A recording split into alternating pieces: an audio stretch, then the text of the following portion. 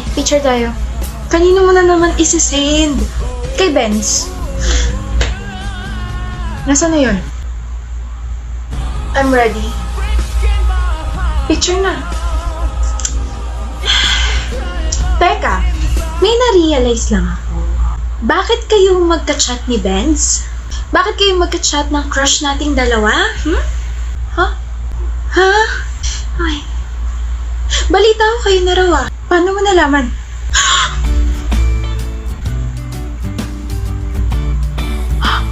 Bestie. Huwag mo ko ma-bestie-bestie. Ahas ka. Pero congrats, ikaw ang nagwagi. Haba ng buhok mo, abot EDSA. Oo. Sorry. Swerte ka at si Benz ang pinakalis na crush ko at may 11 pa ako natitira na crush. Oo. Nagbilang pa talaga siya. I can't believe ako na lang single sa ating dalawa. Galit ka ba sa akin? Hindi naman. Pero sana sinabi mo agad sa akin para nakapag-adjust ako, diba? Kwento ko ng kwento tungkol sa kanya tapos kayo na pala. Kahapon na naging kami. Ba't sumasagot ka pa? Sorry na, Nati. Basta ba ilakad mo ako sa kuya mo? Pogi rin yun si Jack, ano? Kuya! Bakit? Si Nati nga pala. Hi. Kilala ko yan. Di ba ikaw yung nagpa-picture sa akin last year? May girlfriend ako bata.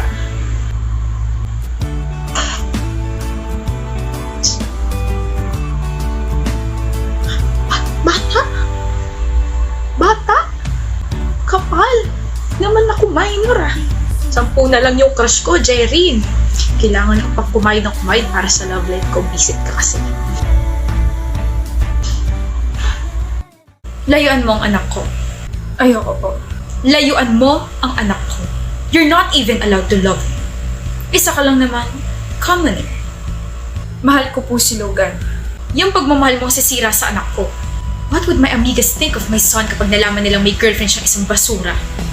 Nakakahiya. Malinis po ang intensyon ko, tita. Do not call me tita. Nakakadiri. Sorry po. 500,000 pesos. Cash. Layuan mo ang anak ko. Grabe ka naman po. Hindi naman po nabibili yung pagmamahal ko para sa anak ninyo. Dagdagan ko pa ba? 750,000 pesos. Malaki na yan para sa isang katulad mo. I heard may sakit yung tatay mo. Kailangan mo yan. Be practical. Madam, marami pang iba dyan, Ophelia. At kilala ko ang anak ko. He won't settle for someone like you. Tatanggapin mo ba? 2 milyon. Kapalit ng paglayo ko sa anak ninyo. Shameless! Okay, expect the money tomorrow.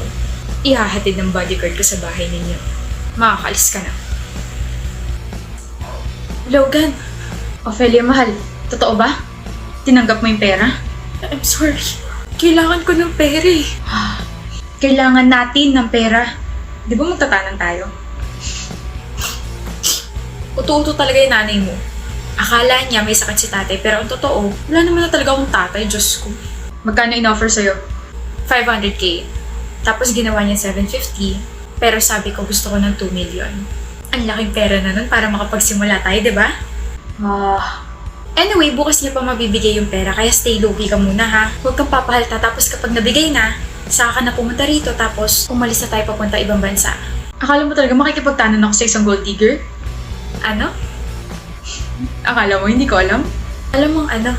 Na mahilig ka makipagrelasyon sa taong mapera na may pamilyang alam mong kaayawan ka. Kapag nakuha mo na yung pera sa kanila, iiwan mo yung taong mahal mo. Logan, nauto ko naman yung mama mo. Sa tingin mo, nauto mo talaga si mama? Sa tingin mo, dadating yung pera? Kasi planado na lahat simula pa nung una. From our first meeting to my mom's fake evil attitude. Galing, di ba? Pero naalala mo si Lorenzo?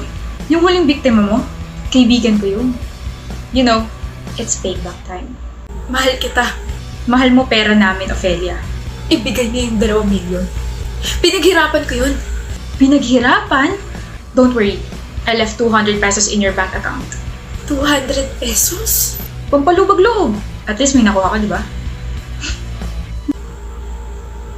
Owie! Ano naman, Kayla? Wala pa nga eh, sungit mo talaga. Ano ba yun? Mapasukan sana ng langaw yung bunganga mo. Sorry. Inuuna kasi tawa bago yung sasabihin eh. Ano ba yun? Anong Tagalog ng electricity na pwedeng inumin sa Korea? Ano? Anong Tagalog na electricity na pwedeng inumin sa Korea? Hindi ko pinapaulit, tinatanong ko kung anong tawag. Ay, so ano nga? Di, Korean tea. Korean tea. Korean tea, like Korean tea. Kayla, sorry na. Ang totoo niyan, kaya nandito ako sa Harmon kasi may tatanong ako. Seryoso mo naman. Kasi, Owie, bakit? May masakit ba sa'yo? May nakapagsabi sa akin na binabackstab mo raw ako. Ano? Ikaw? Babackstabin ko? Sabi ni Daisy, binabackstab mo raw ako. Sino si Daisy? They see me rolling.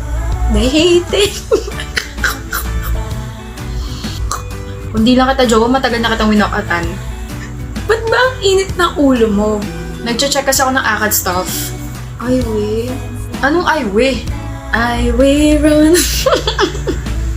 into the midnight sun. Kailan naman? Sorry na, Owie. Okay lang. Uuwi na lang ako.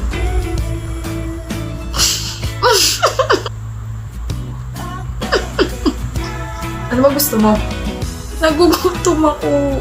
Kaya naman pala ganyan dahil nagugutom na ang bebe. Halika na, lulutuan kita ng food. Love you, Owie. Love you too.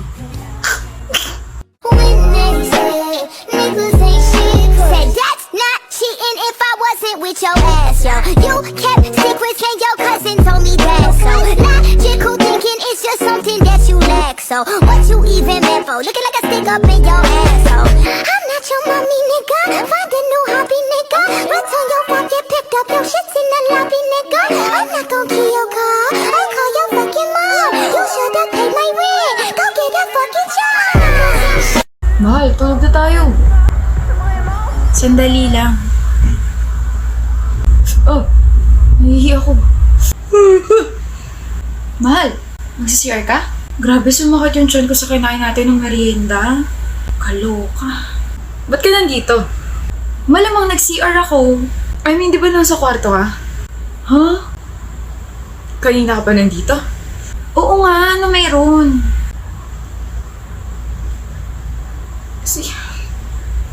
Sino yung nasa kwarto? Ako rin. Ha? Matagal na akong patay, di ba mahal ko? Nakalimutan mo na ba?